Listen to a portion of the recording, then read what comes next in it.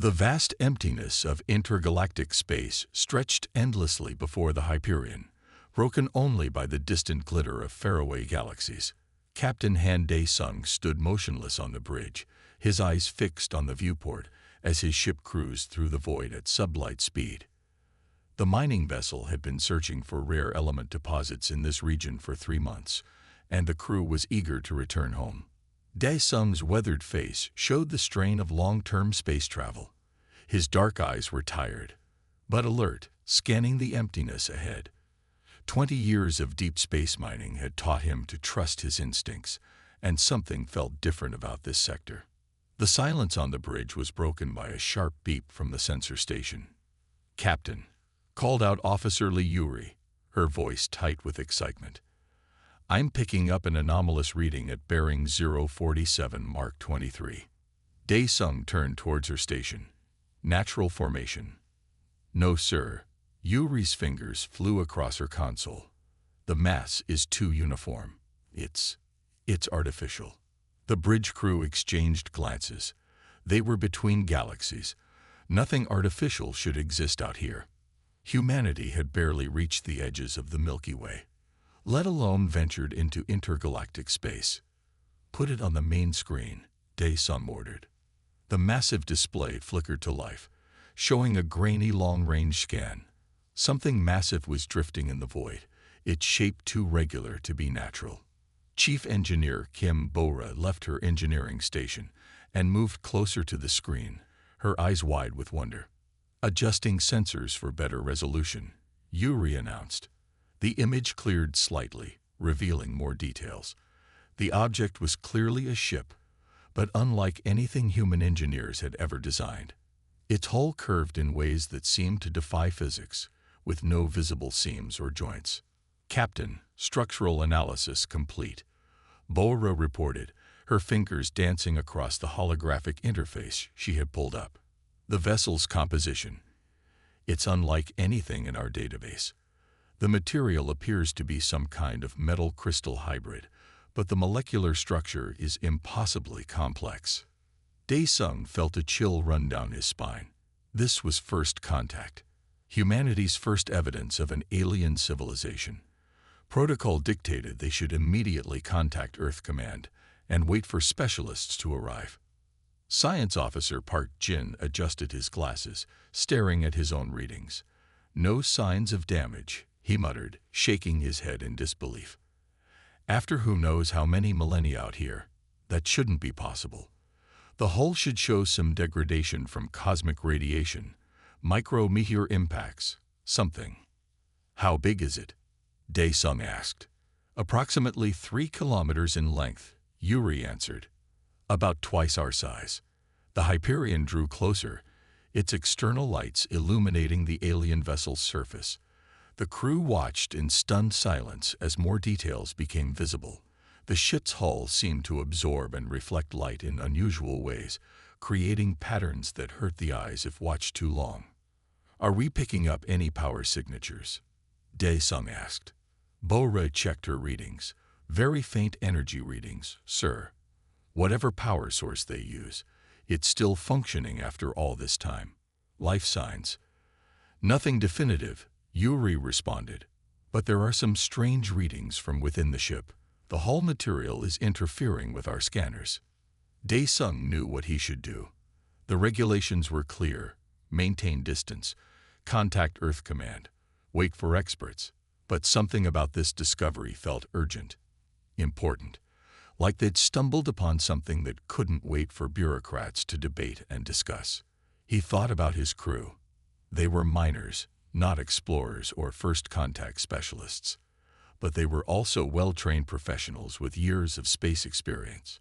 If something went wrong, there wasn't a better crew in the fleet to handle it.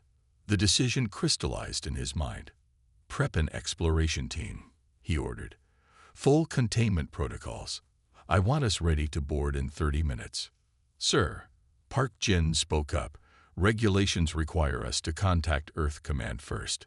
Dae-sung nodded. "By the time a response reaches us, we could all be dead from old age. We're going to do this by the book, just not necessarily in the usual order." As the crew scrambled to prepare for the boarding mission, Dae-sung kept his eyes fixed on the alien vessel. In 20 years of space mining, he'd learned to trust his gut. Right now, his instincts were screaming that whatever they found aboard that ship would change humanity forever. He just hoped they were ready for what awaited them. The airlock cycled with a soft hiss as the boarding team entered the alien vessel. Their magnetic boots clicked against the metallic floor, echoing through the silent corridors.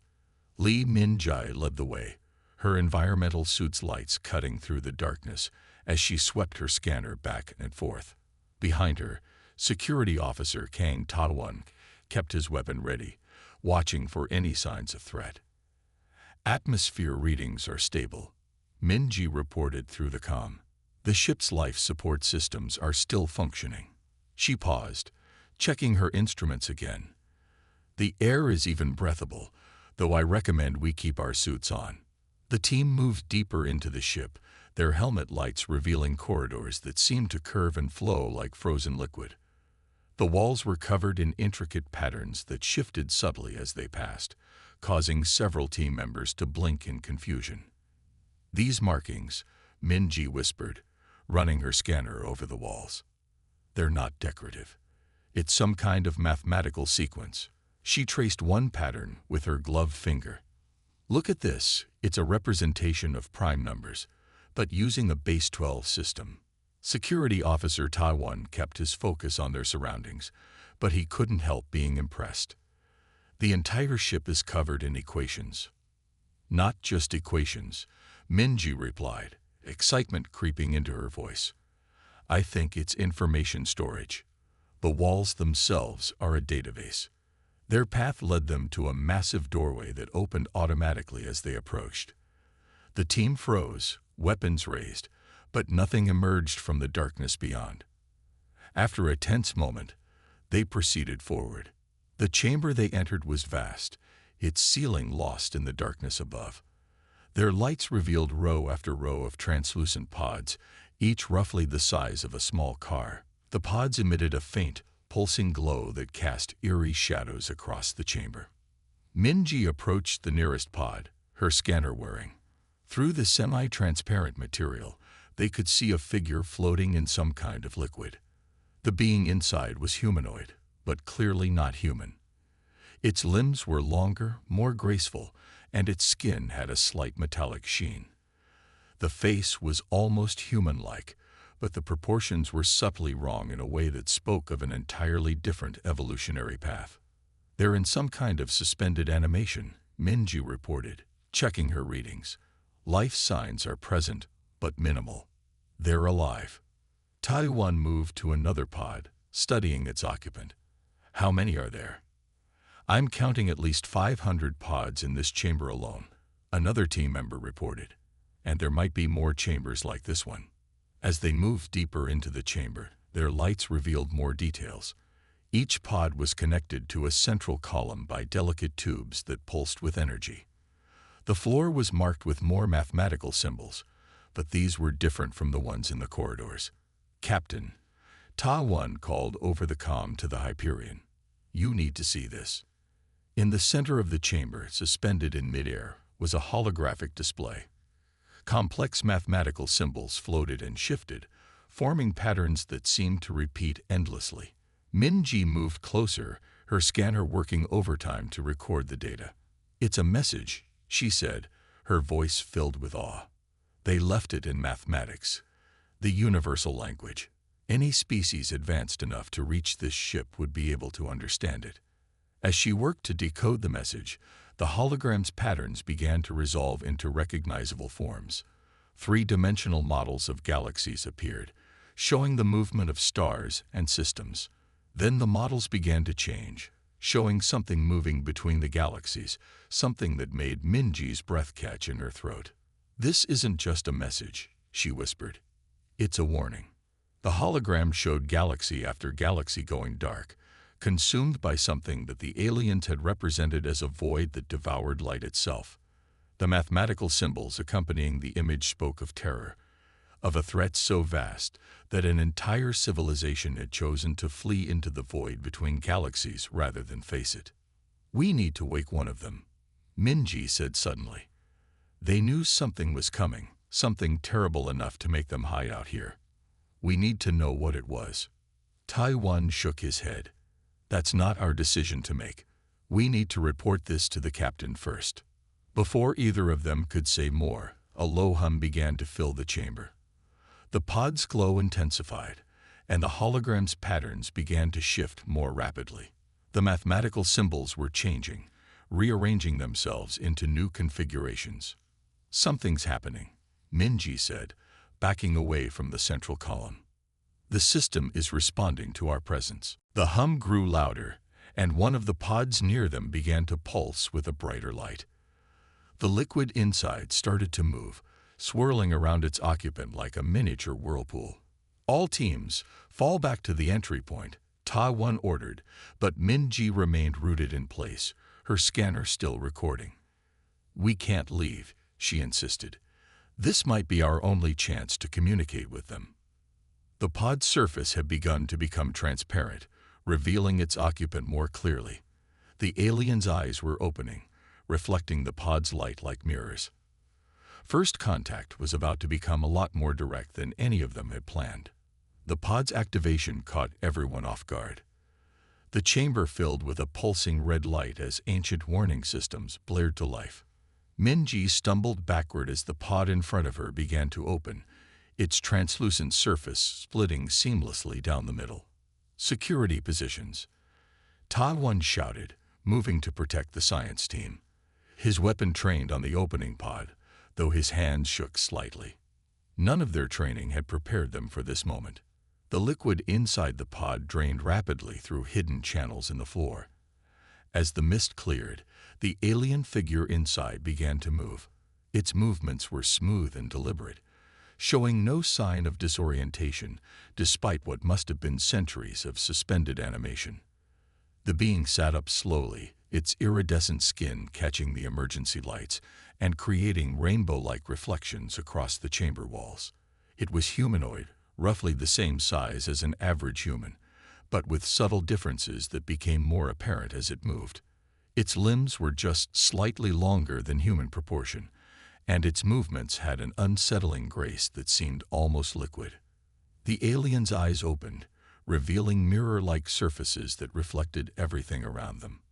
Those eyes fixed on the human team, and there was unmistakable intelligence and fear in their depths.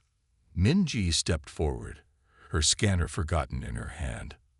"Hello," she said, knowing the alien couldn't understand but feeling compelled to try communication anyway. "We're from Earth. We're here to help." The alien's head tilted slightly, studying them. Its hand reached out and touched a panel on the side of the pod that none of the humans had noticed. Immediately, a soft humming filled the air as more systems activated throughout the ship. Multiple power signatures detecting across the vessel, the Hyperion reported through their comms. Whatever was sleeping is waking up. The alien stood smoothly, its movements almost hypnotic. It was wearing what appeared to be a single-piece garment that shifted colors like oil on water. Its hand moved to its throat, touching something that looked like an ornate collar. When it spoke, its voice was melodious but clearly artificial, processed through some kind of translation device. "You must power down all systems immediately," it said, the words filled with urgent fear. "They'll find us." "Who will find us?" Ta-1 asked, his weapon still raised but pointed away from the alien now. The alien, who would later introduce himself as Mun, moved closer to the humans, its mirror eyes reflecting their suited forms. "The hunters," it said, "the ones who destroyed our worlds. They track energy signatures across the void. They will have already detected this ship's reactivation." Minji stepped forward again, her scientific curiosity overriding her caution. "How long have you been in stasis?" Mun touched another panel, bringing up a holographic display of stars. The patterns were familiar but not quite right. It was the Milky Way, but shown from a different angle and time. "By your measurements of time, approximately 50,000 years." The humans exchanged shocked looks. The technology required to maintain stasis for that long was far beyond anything Earth had achieved. "Why did you hide here?" Minji asked. "Between the galaxies. It was the only place they wouldn't follow immediately," Mun replied. His hands moved through the holographic display, showing paths between the stars. They consume everything they find. Technology, biology, knowledge, all become part of their collective. But the void is too empty for them to search thoroughly. We hoped to wait until they moved on to other hunting grounds. A new alarm started blaring, this one deeper and more urgent than the others. Mun's movements became more agitated. "We must power down now. Every moment the ship's systems remain active increases the chance of detection." "We can't just leave you here," Minji protested. "There are hundreds of your people in stasis." Mun's mirror eyes reflected her concerned expression back at her. "Better in stasis than consumed. You don't understand what they are capable of, what they do to those they catch." Before anyone could respond, the Hyperion's captain cut in through their comms. "Unknown energy signature detected at the edge of our sensor range. It's massive." Mun's reaction told them everything they needed to know. The alien's iridescent skin paled to an almost translucent state, and genuine terror showed in those mirror-like eyes. "They're already here," Mun whispered. "We're too late." The chamber's emergency lights cast red shadows across the scene as human and alien stood together, facing a threat that had bridged the gap between galaxies to find them. First contact had quickly become something far more dangerous than anyone had imagined. And in the void between the stars, something ancient and hungry was moving closer. The Hyperion's bridge crew sat in stunned silence as Mun stood before them, his iridescent skin shifting colors under the harsh lighting. Captain Daesun watched the alien's mirror-like eyes as they reflected the growing distortions on the main view screen. "They consume everything," Mun explained, his translated voice carrying a deep sadness. "Technology, biology, knowledge, all become part of their collective. What they cannot consume, they destroy. There is no negotiating, no reasoning. They are beyond such concepts now. How many worlds have they taken?" Asked Officer Yuri, her fingers hovering over her sensor controls. Mun's skin rippled with a dark pattern, an expression of grief. "They were learning. In our galaxy alone, they consumed 12,000 civilizations before we fled. Some were more advanced than us, some barely beginning space travel. It made no difference. All were absorbed into the collective." The main display showed multiple space-time distortions now, spreading like cracks in reality. The hunters' vessels were massive, each one larger than a small moon. Their surfaces seemed to drink in light, creating patches of absolute darkness against the star field. "How do they travel between galaxies?" Chief Engineer Boret asked, her analytical mind already working on potential defenses. "The energy requirements would be enormous." "They use the energy of the worlds they consume," Mun replied. "Each civilization they absorb makes them stronger, more efficient. They learn from every species they encounter, incorporating their knowledge and technology into themselves." Captain Daesun leaned forward in his chair. "How did your people fight them?" "We tried everything. Weapons that could destroy stars, ships that could bend reality. Nothing worked. They simply absorbed our attacks, learned from them, and became immune. That's why we chose to hide instead of fight." Mun moved closer to the main display, studying the approaching distortions. "They are not what they once were.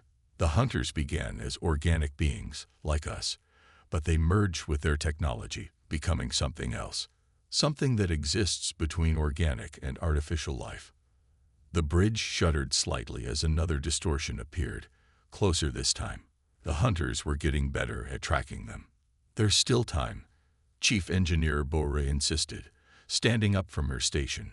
"We can reach Earth, prepare defenses. Our technology is different from yours. Maybe we'll find something that works." But Captain Daesun could see in Mun's eyes that preparation might not be enough. The alien's mirror-like gaze held the weight of a civilization that had tried and failed to stop these beings. "How long do we have?"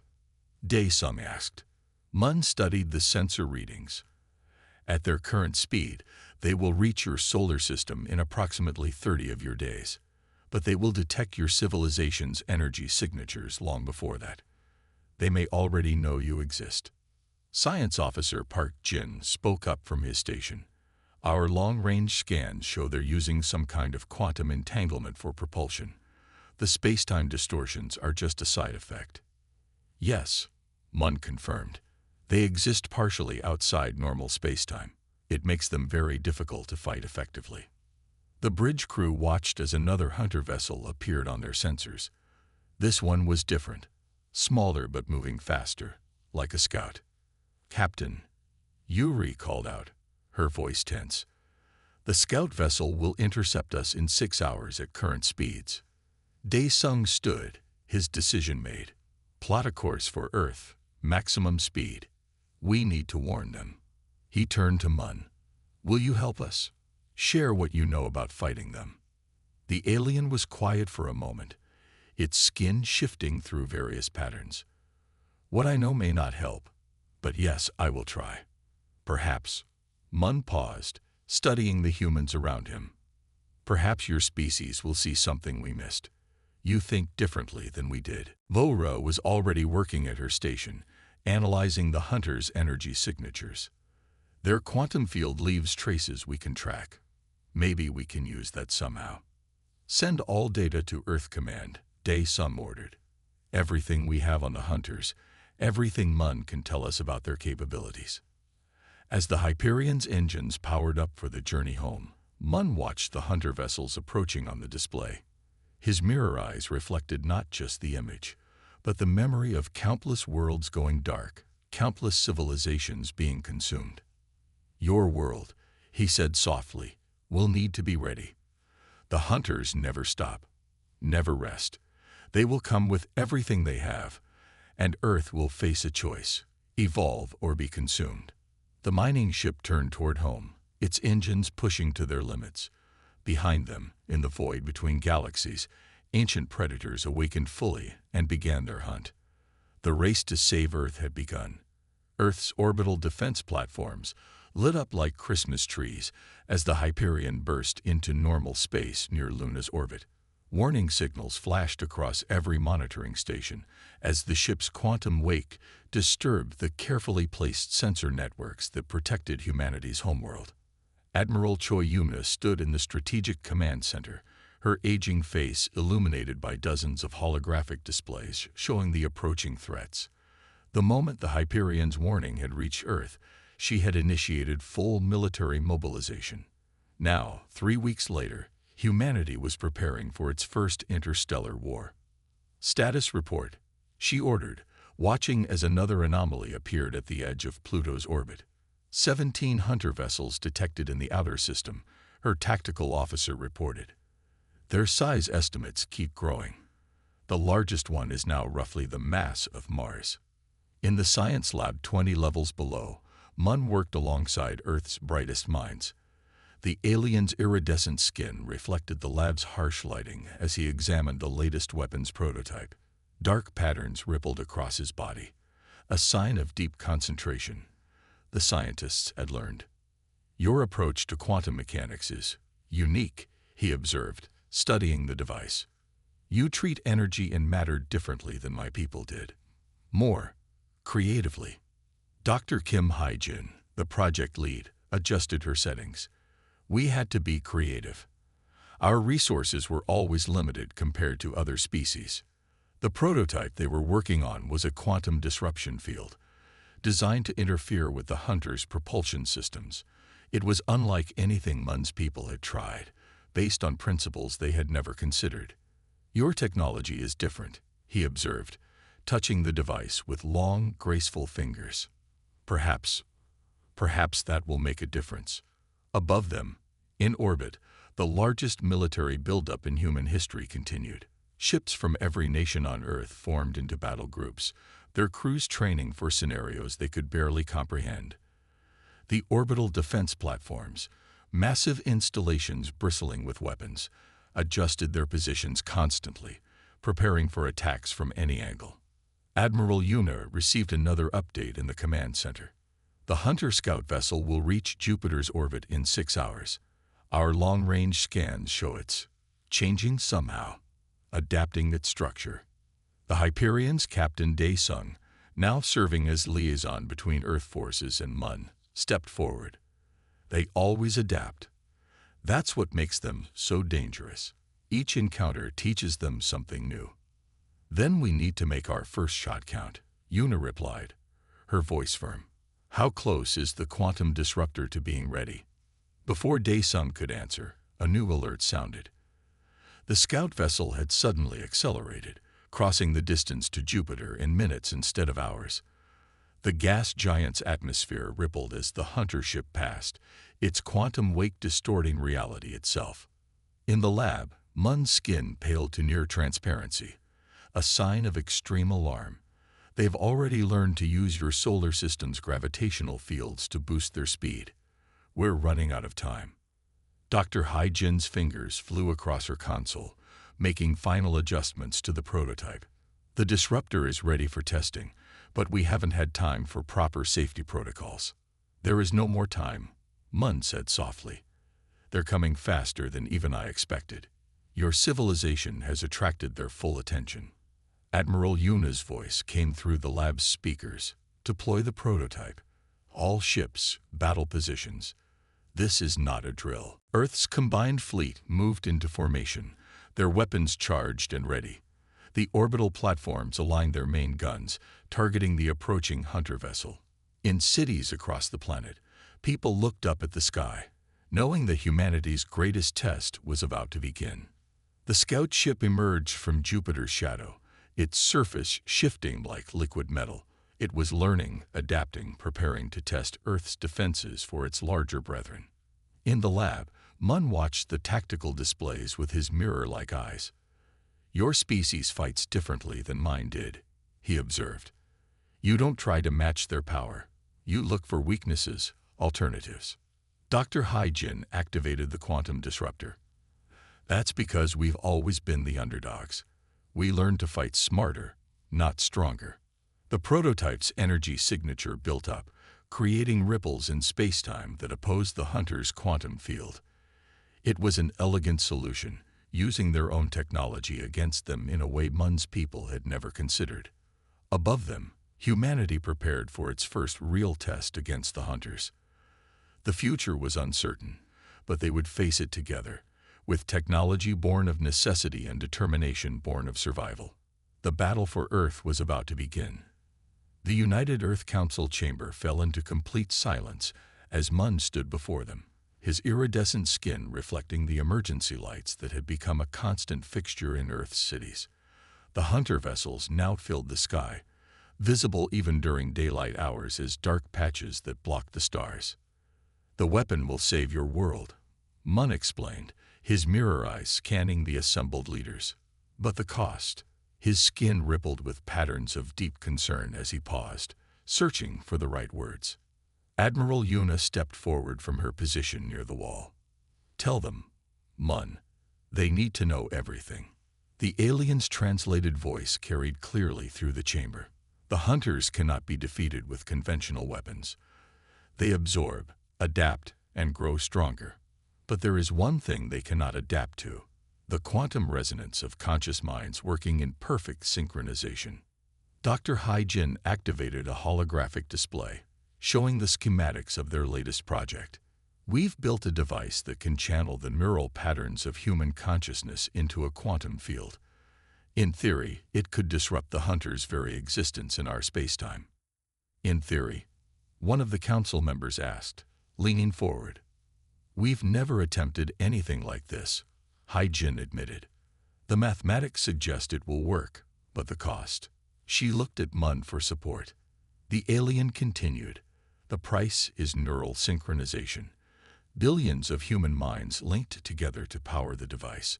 Every participating consciousness will be connected, sharing thoughts, memories, emotions. The risk of mass insanity is high.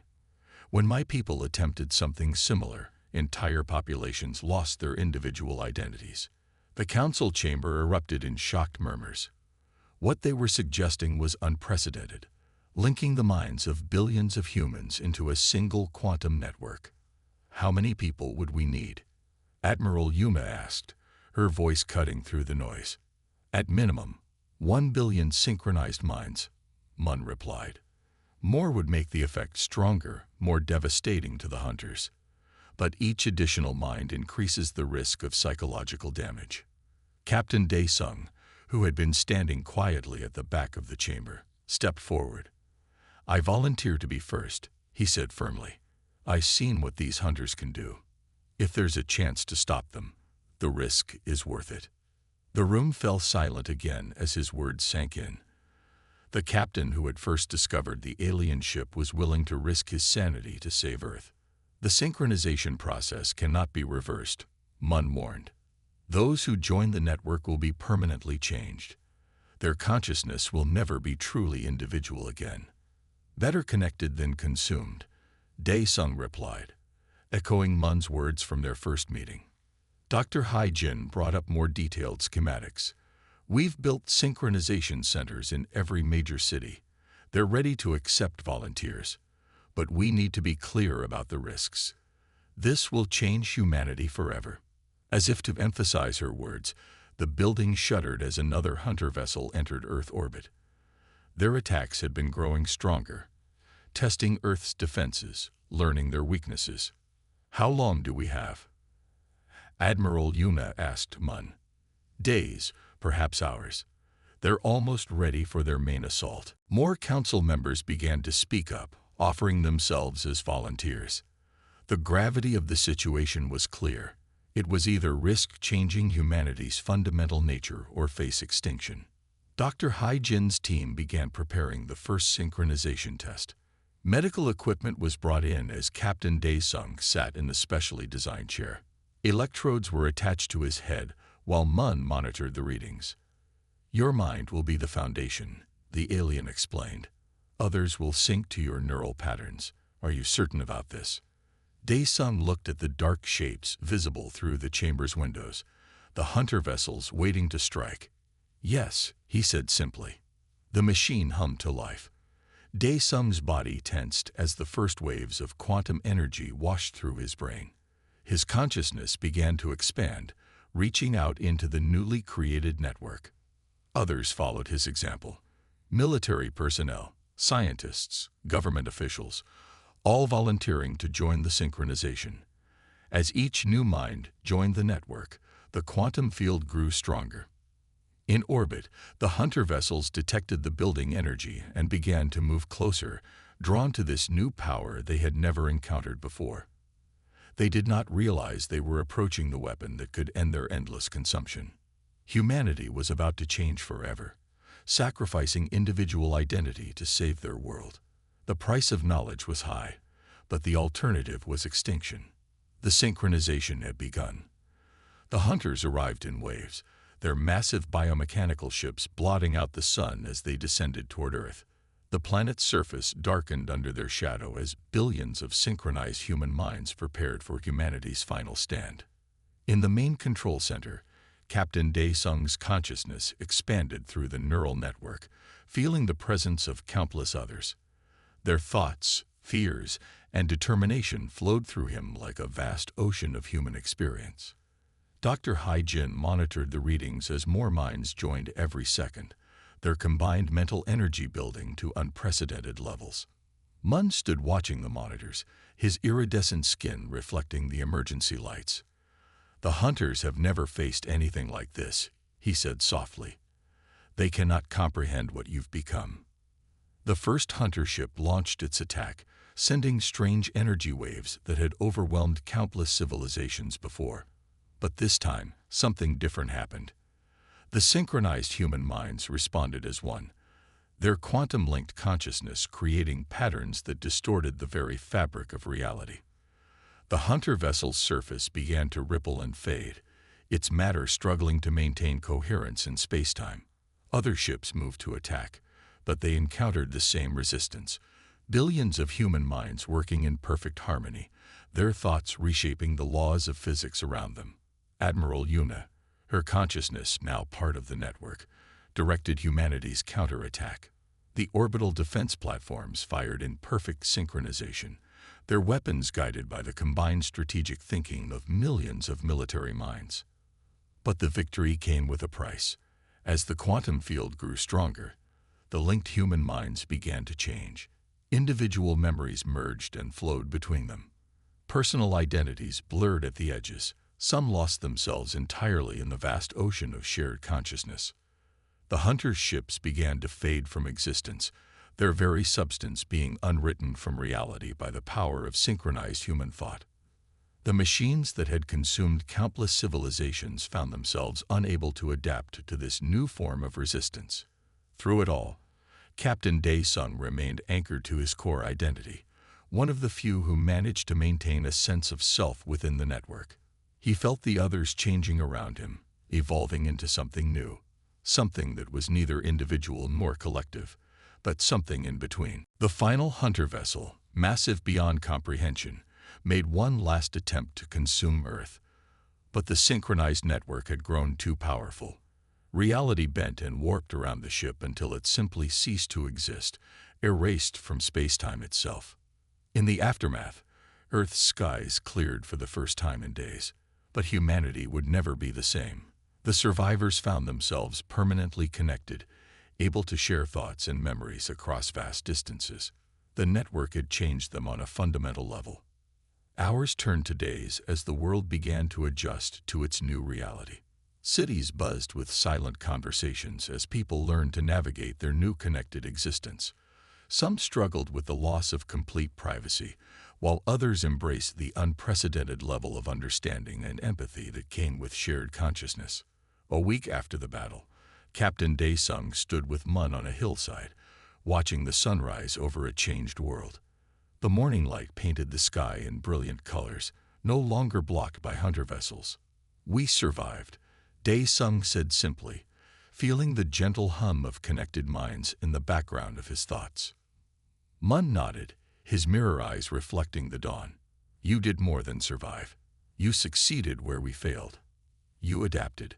The alien skin shifted with patterns of wonder and respect. "Your species took a risk that mine never dared to take. Instead of hiding from evolution, you embraced it." Below them, the city was coming to life. People moved through the streets, their thoughts interweaving in complex patterns that would have been impossible just days before.